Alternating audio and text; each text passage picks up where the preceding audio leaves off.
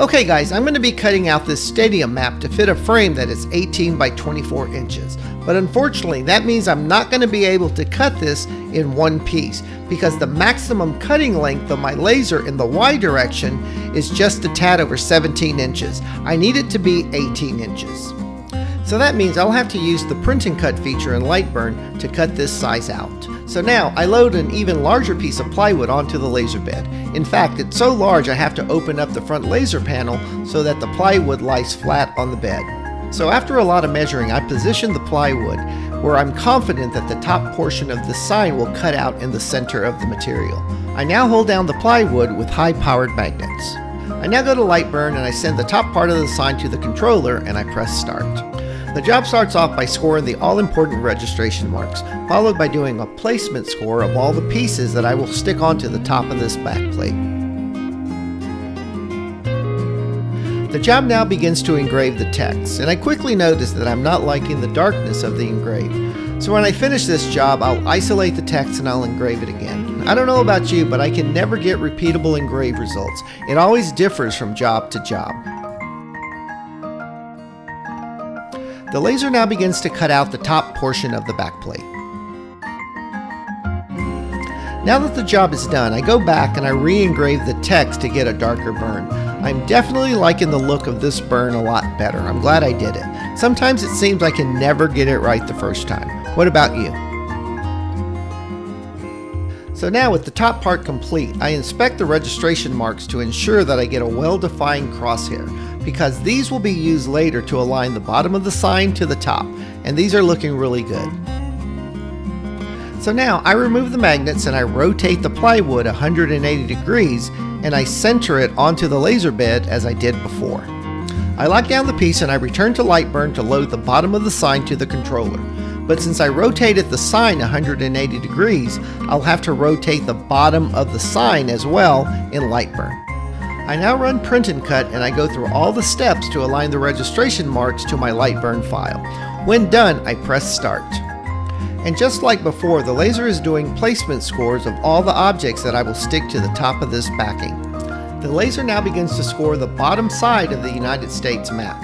And it's so satisfying when you see how the top and the bottom line up perfectly. Way to go, print and cut. The laser now cuts out two small holes that will secure a baseball bat that I will have in my design. And finally, it begins to cut out the outer perimeter of the backplate. And here the laser is rounding third and is lined up perfectly to the top. It's now time to remove the 18 by 24 inch backplate and put it aside for later. I now place a different shade of plywood on the workbench and apply paper masking to the top. This will be used to cut out the map of the United States. I load it onto the laser bed and I push it into a 90-degree alignment LJ. Before cutting out the map, I will score all the rounded rectangles that will have the names of the baseball stadiums in them. I'm doing this to apply color to these areas. I didn't want the names of the stadiums on the wood. I wanted these areas to stand out with a little color. When done, I remove the piece and I take it to my workbench. I begin to peel off each one of the rounded rectangles. Using a pair of fine point tweezers really does help with this task. When I have them all off, I take the piece to my garage for paint. I will be spraying a high gloss white spray paint onto the top of this piece. I make sure to spray light coats, allowing each to dry before applying the next coat.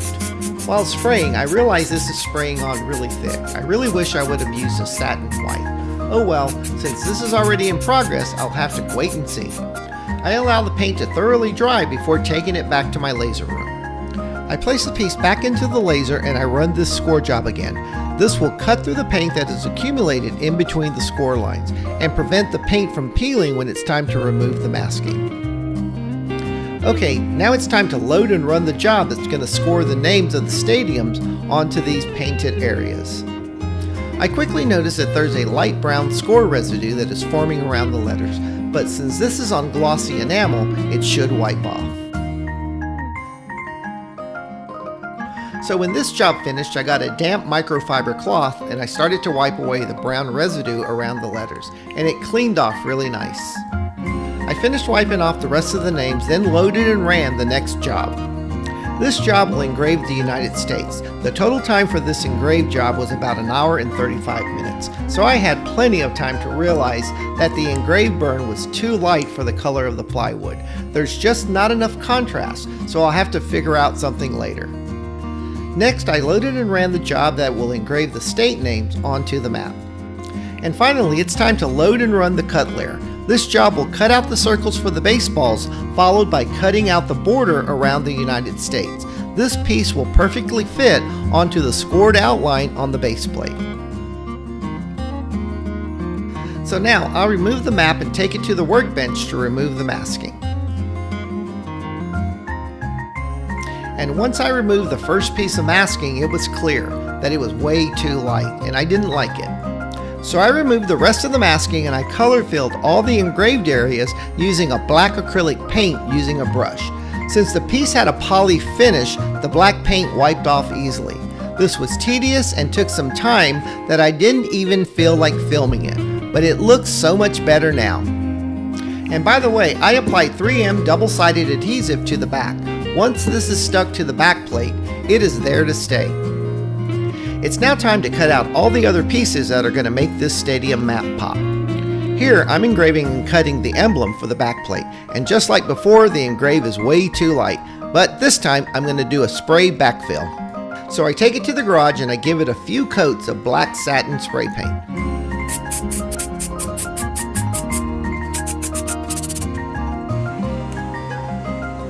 When fully dried, I take it to my workbench to remove the masking, and I really like the results.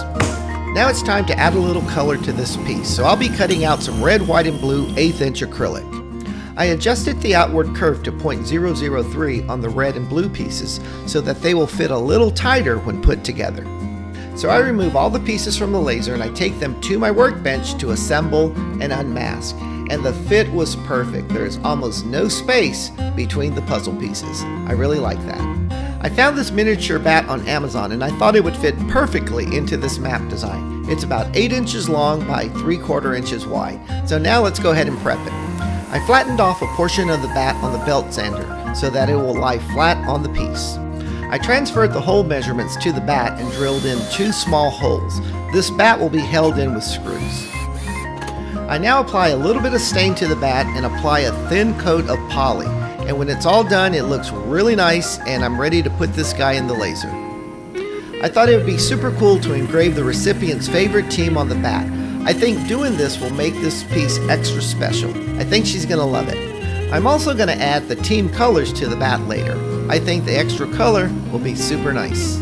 Now that the bat is done, I'm going to need some balls. So let me add a piece of mass sprayed plywood to the laser and engrave the laces of the balls. It's at this time I wish I had a UV printer.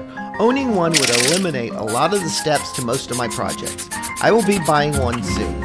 After spraying, I allow it plenty of time to dry. Then I take it to my workbench to take off the masking. Unmasking is always so satisfying, especially when it comes out clean and crisp without bleeding to the surface. So now I put it back into the laser and let's begin to cut out all these baseballs. I noticed during the cut that the beam is causing the paint to deform a little bit, but that's okay, that's nothing a little micro sanding can't fix. Well guys, now that everything is cut, it's time to start putting this piece together. And all these pieces have 3M double-sided adhesive on the back. So all I have to do is stick them down to the back plate using the scored outlines as a guide. When I get back, everything will be stuck down except for the bat. It will be held down from behind with small screws. And did you notice the color on the bat? Pretty cool, huh? So now that the frame is on, I'm going to consider this project done. Let me add a few baseballs to get an idea how this baseball stadium map is going to look. Well guys, if you made it this far through the video, I want to thank you so much for watching. If you don't mind, please press the like and subscribe button. It only takes a second. This project had a ton of steps and different techniques, and I hope to get better each time I do a project. I hope you have a great day and see you next time. God bless.